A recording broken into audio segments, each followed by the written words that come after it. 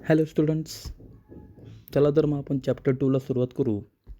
इथं स्क्रीनवर दिसते तुम्हाला चॅप्टर 2 युटिलिटी ॲनालिसिस. आता सगळ्यात महत्त्वाचं मगाशीच मी तुम्हाला इंट्रोडक्शनमध्ये एक्सप्लेन केलं की आपण जे आत्ता टॉपिक स्टार्ट करतो आहे चॅप्टर 2 युटिलिटी ॲनालिसिस, हे जे काय टॉपिक आपण शिकणार आहोत चॅप्टर 2पासून चॅप्टर 5पर्यंत they are related with micro. हे सगळे मायक्रो इकॉनॉमिक्स टॉपिक्स आहेत. दॅट मीन्स ह्यात आपण जे काही टॉपिक शिकणार आहोत त्याच्या पर्टिक्युलर कन्सेप्टचा इन डिटेल स्टडी आपण बघणार आहोत. म्हणजे थोडक्यात काय आहे की टॉपिकचं नाव तुम्हाला दिसतं आहे युटिलिटी ॲनालिसिस. म्हणजे ह्या टॉपिकमध्ये आपण what is mean by utility, what are the types of utility, what are the features of utility, start to end फक्त युटिलिटीचाच आपण अभ्यास करणार आहोत. म्हणून तर त्याला मायक्रो इकॉनॉमिक्स म्हणतात, कारण कन्सेप्ट एकच आहे युटिलिटी. बट आपण त्याचा स्टडी जो काय करणार आहोत तो इन डेप्थ खोलवर त्याचा आपण अभ्यास करणार आहोत. ओके, चला तर मग स्टार्ट करू. सुरुवात आपण करू युटिलिटी. आता युटिलिटी हा वर्ड्स तुमच्यासाठी कदाचित पहिल्यांदाच तुम्ही ऐकला असेल, पण हा शब्द पहिल्यांदा जरी ऐकत असलं तरी हा आपल्या डेली लाईफमध्ये बराचदा येऊन गेलेला असतो. म्हणजे त्याचा अर्थ सांगायचा झालाच तर कुठलंही प्रोडक्ट परचेस करताना, फॉर एक्झाम्पल तुम्हाला एखादा शर्ट परचेस करायचा आहे तर तुम्ही काय काय बघता त्या शर्ट्समध्ये. समजा तुम्ही शर्ट परचेस करायला रस्त्याने फिरताय तर सगळ्यात पहिल्यांदा तुम्ही अशा दुकानात शिरता की जिथं प्राईस मोस्ट इम्पॉर्टंट फॅक्टर. कारण प्राईस जर आपल्या बजेटमध्ये असेल तरच आपण दुकानात शिरतो. तर सगळ्यात महत्त्वाचं प्रोडक्ट परचेस करण्यापूर्वी आपण प्राईस बघतो. The second important factor is quality. बरोबर, कारण प्राईस बरोबर क्वालिटी पण आपल्याला मॅटर करतं. कारण आपल्याला कमीत कमी किमतीत चांगली वस्तू भेटलं तर का नाही आवडणार. त्यामुळं प्रोडक्ट परचेस करण्यापूर्वी आपण 2 गोष्टींना प्रेफरन्स देतो. One of them is price and second is quality. एवढंच माहिती आहे तुम्हाला. परंतु एक गोष्ट अजून एक महत्त्वाची असते, ती म्हणजे युटिलिटी. आपण आजूबाजूनी फिरताना, रस्त्यावर आजूबाजूने फिरताना बरेचसे दुकानं असतात, पण आपण फक्त अशाच दुकानात शिरतो की ज्या प्रोडक्टमधलं आपली वॉन्ट सॅटिस्फाय होऊ शकते. बरोबर आहे ना. म्हणजे फॉर एक्झाम्पल एखादा व्हेजिटेरियन पर्सन असेल तर तो रस्त्याने जाताना चिकन, मटन, बरोबर आहे ना, ह्या दुकानमध्ये तो पाहतच नाही. की त्याला तुम्ही विचारला बाबा सर आज चिकनचा काय 1 kg रेट आहे, तो सांगू शकणार नाही, कारण त्याला गरजच नसती. Because it does not satisfy his want. कारण चिकनमुळे त्याची वॉन्ट सॅटिस्फाय होत नाही, त्यामुळे तो चिकनकडे इग्नोरच करणार ना. बरोबर आहे. म्हणून तर ह्याचा अर्थ युटिलिटी. मग थोडक्यात युटिलिटी म्हणजे काय तुम्हाला इथं दिसत नसेल, मी तुम्हाला सेकंड स्लाईडमध्ये वाटलं तर दाखवू शकतो. तुम्हाला मी डिटेलमध्ये दाखवतो. एक मिनिट. तर तुम्ही ह्या स्क्रीनवर इथे पाहू शकता युटिलिटीची मिनिंग इथे आहे बघा. Utility is the capacity of a community to satisfy human. Okay, सगळ्यात महत्त्वाचं तुमच्याकडे टेक्स्टबुक असेल तर सगळ्यात चांगली गोष्ट टेक्स्टबुक असणं गरजेचं आहे. नसेल तर काय प्रॉब्लेम नाही, टेक्स्टबुक तुम्ही डाउनलोड करून घ्या. तर इथं तुम्हाला दिसतं आहे की युटिलिटीची मिनिंग दिलेली आहे. Utility is the capacity of a community to satisfy human want. की आपल्या आजूबाजूला बऱ्याच साऱ्या वस्तू असतात, पण प्रत्येक वस्तूमध्ये कॅपॅसिटी ऑफ अ कम्युनिटी, एक कॅपॅसिटी आहे. कसली? To satisfy human want. आपल्या वॉन्ट सॅटिस्फाय करण्याची प्रत्येक वस्तूमध्ये कॅपॅसिटी असते. म्हणजे फॉर एक्झाम्पल आत्ता जो तुम्ही मोबाईलवर माझा व्हिडिओ डाउनलोड करून बघताय, दॅट मीन्स तुमच्या हातातला जो मोबाईल आहे त्यात युटिलिटी आहे. का बरं? कारण त्या मोबाईलमुळं तर तुमची वॉन्ट सॅटिस्फाय झाली. आज मोबाईल तुमच्या हातात आहे म्हणून तर तुम्ही तो व्हिडिओ डाउनलोड करून तुम्ही बघताय, आणि त्यामुळे तुमची जी वॉन्ट आहे शिकण्याची, बरोबर आहे ना, तुमची जी काय शिकायची इच्छा आहे ती त्या मोबाईलमुळे सॅटिस्फाय झाली. नक्की कळलं? म्हणजे ह्याचा अर्थ आपल्या आजूबाजूला ज्या काही वस्तू आहेत, मग ते मोबाईल असून दे, तुमच्या घरातला टी व्ही असून दे, किंवा रस्त्यावरचा दगड म्हणला तरी चालेल, each and everything possesses utility. प्रत्येक वस्तूमध्ये युटिलिटी आहे. बरोबर आहे, कारण प्रत्येक वस्तू आपली वॉन्ट सॅटिस्फाय करते. त्यांनी अजून एक मिनिंग दिलेली आहे. In other words, utility is the want satisfying power of a good. Utility म्हणजे काय, तर माणसाच्या वॉन्ट सॅटिस्फाय करण्याची जी काय पॉवर, जी काय कॅपॅसिटी असते गुड्समध्ये, त्याला युटिलिटी म्हणतात. नक्की. मग थोडक्यात आज तुम्ही स्टार्ट करताना काय करताल, पहिल्यांदा टॉपिकचं नाव टाका. एक नोटबुक कंपल्सरी करा ऐकूला. चॅप्टर 2 युटिलिटी ॲनालिसिस, टॉपिकचं नाव टाकून स्टार्ट विथ युटिलिटी डेफिनेशन. युटिलिटीची डेफिनेशन ही जी काय दिलेली आहे, या डेफिनेशन पहिल्यांदा नोट डाऊन करून घ्या. नक्की कळलं युटिलिटी म्हणजे काय? ओके. तर ह्याच्यावरचा एक फर्स्ट क्वेश्चन आपण आज बघणार आहोत की फीचर्स ऑफ युटिलिटी. 4 मार्काला एक सिम्पल क्वेश्चन पडू शकतो की features, explain the features of utility. फीचर्सला एक सिमिलर वर्डसुद्धा आहे, कॅरेक्टरिस्टिक्स. कदाचित तुम्हाला तो माहिती असू शकतो. तर मी काय केलं, आता टेक्स्टबुकचे छोटे छोटे स्क्रीनशॉट काढून मी तो फीचर्स लाईनशीर तुम्हाला शिकवत आहे. तुम्हाला ते व्यवस्थित स्क्रीनमध्ये दिसावे म्हणून मी त्याचे छोटे छोटे स्क्रीनशॉट काढले आहेत. ओके. तर हा जो काही 4 मार्काचा क्वेश्चन आहे त्याला आपण स्टार्ट करू. Features of utility. First feature, following are the features of utility. Features म्हणजे काय, तर वैशिष्ट्ये. ओके. की युटिलिटीची वैशिष्ट्ये काय काय. युटिलिटी म्हणजे नक्की कळलं ना, मगाशीच मी डेफिनेशन क्लिअर केली. Utility is the want satisfying power of a good. की आपल्या आजूबाजूला ज्या काही वस्तू आहेत त्या प्रत्येक वस्तूमध्ये वॉन्ट सॅटिस्फाय करण्याची कॅपॅसिटी असते, त्याला त्या वस्तूची युटिलिटी म्हणायची. नक्की. म्हणजे आत्ता तुम्ही व्हिडिओ बघताय आणि तुमच्या डोक्यावर जर फॅन चालू असेल, का बरं फॅन लावला आहे? सर समर सीझन आहे, उन्हाळा आहे, खूप गरम होते म्हणून तो फॅन लावला आहे. दॅट मीन्स त्या फॅनमध्ये युटिलिटी आहे, because it satisfy your wants. कारण त्या फॅनमुळे तुमची वॉन्ट आत्ता सॅटिस्फाय झाली ना, गरम होतं आहे म्हणून तर तुम्ही फॅन लावला. नक्की कळलं युटिलिटी. चला तर मग फीचरला स्टार्ट करू. First feature, relative concepts. Relative concepts ह्यामध्ये आपण बघतो आहे की पहिला फ्युचर काय दिसतं आपला, रिलेटिव्ह. रिलेटिव्हचा अर्थ काय, तर दिलं त्यांनी पुढे, utility is related to time and place.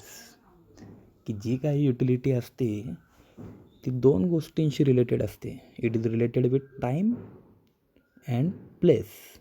बरोबर आहे. आता फॉर एक्झाम्पल, आत्ताच लेटेस्ट एक्झाम्पल द्यायचं झालं तर सॅनिटायझर हे एक्झाम्पल मी इथे शेअर करतो.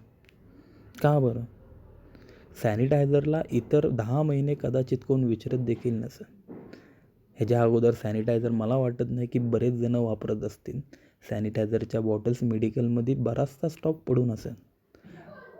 पण आत्ताच्या इन करंट सिच्युएशन त्या सॅनिटायझरला इतका डिमांड आला की आज सॅनिटायझरचा स्टॉकसुद्धा मेडिकलमध्ये अवेलेबल नाही. का बरं? कारण टाईम.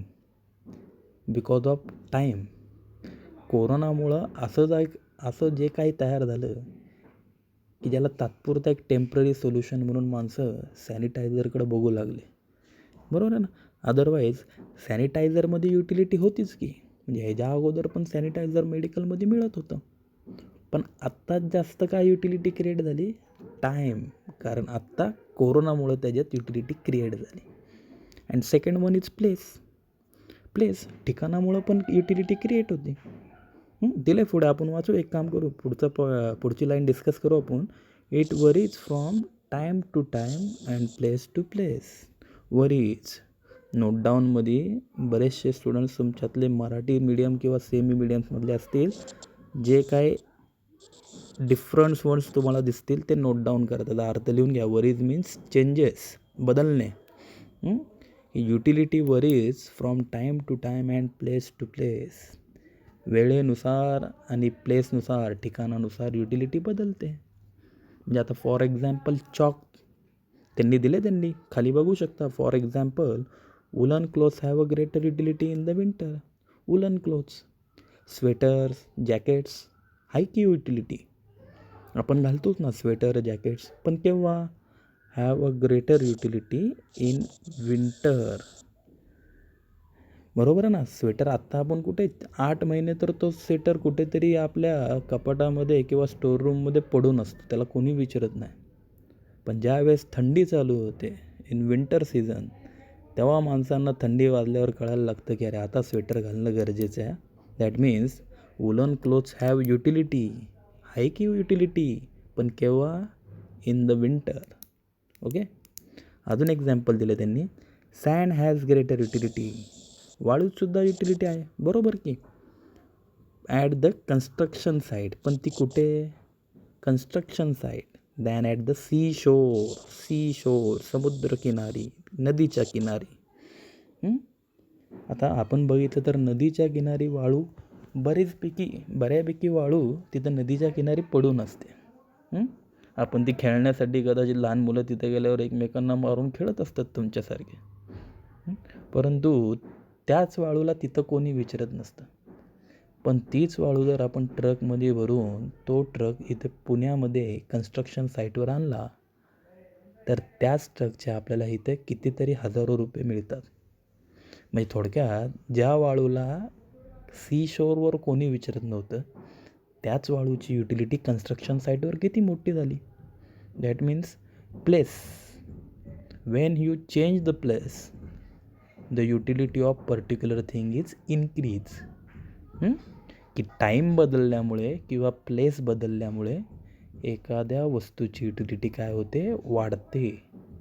नक्की रिलेटिव्ह कन्सेप्ट्स पॉईंट्स कळला. यातले 2 इम्पॉर्टंट वर्ड्स कुठले? Time and place. ओके.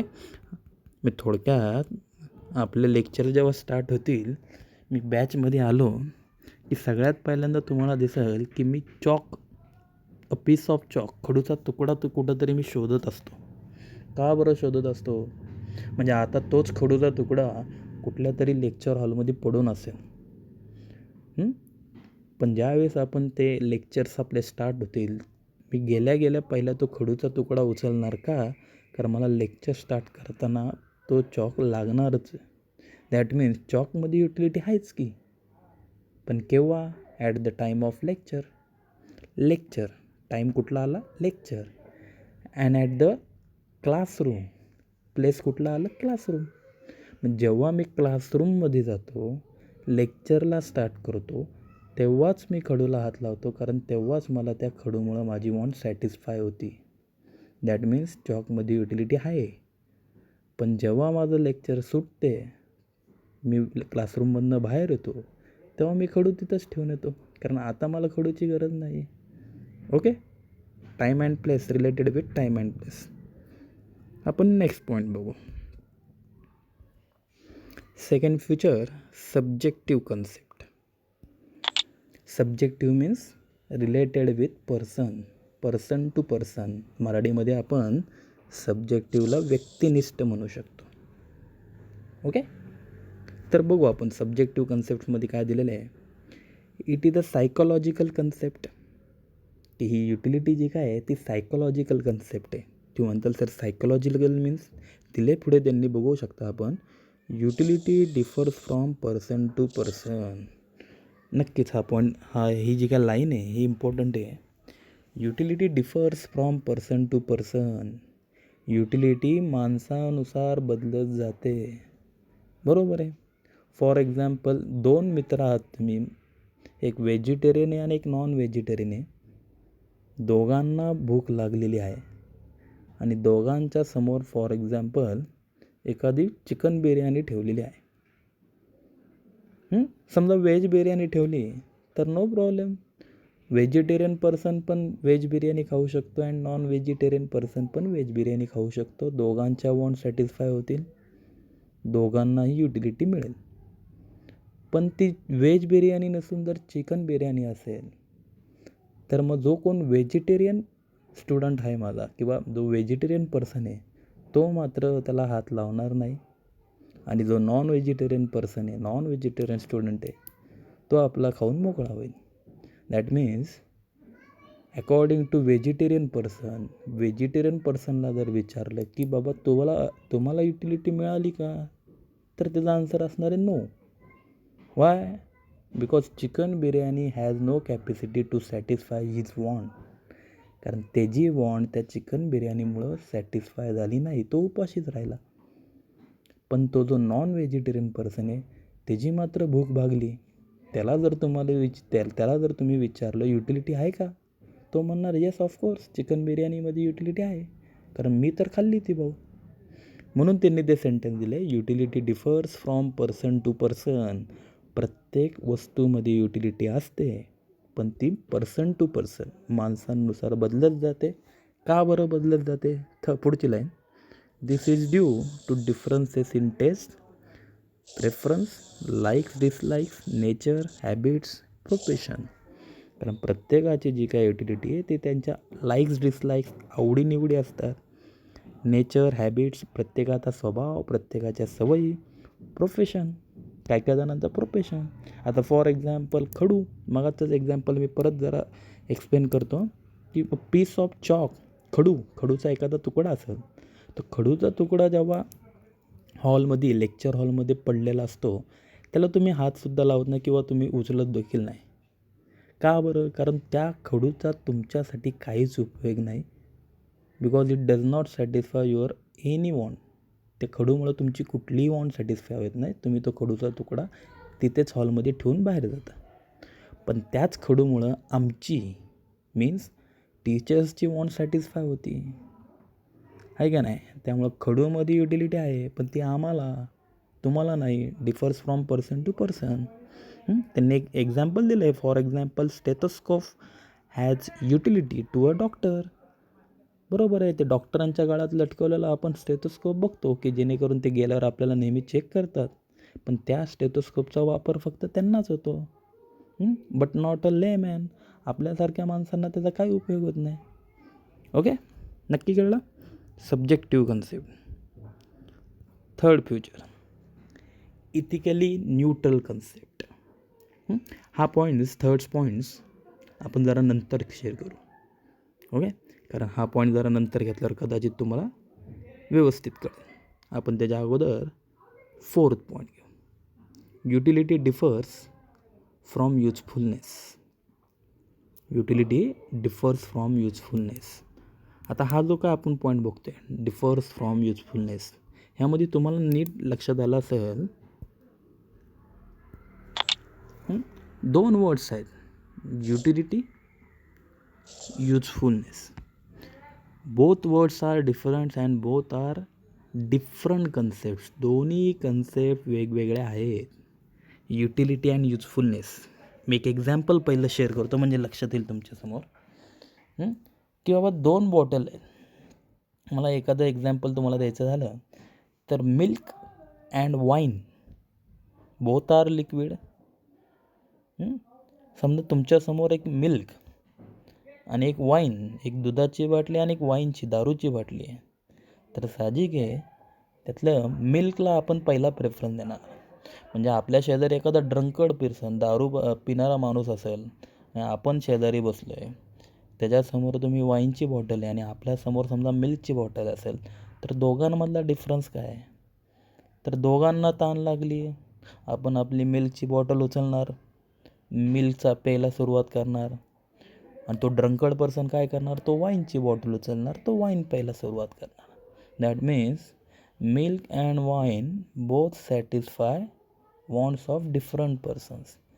आपली वॉन्ट मिल्कमुळं सॅटिस्फाय झाली, त्या ड्रंकर्ड पर्सन दारू पिणाऱ्या माणसाची वाईनमुळं वॉन्ट सॅटिस्फाय झाली. बरोबर आहे?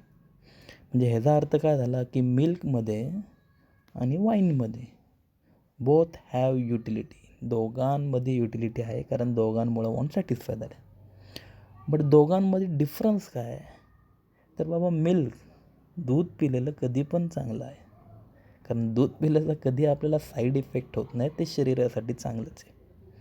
But in case of drunkard person, तुम्ही त्या ड्रंकर्ड पर्सनचा विचार केला तर दारू पिणं हे नेहमी आरोग्यासाठी हानिकारकच आहे.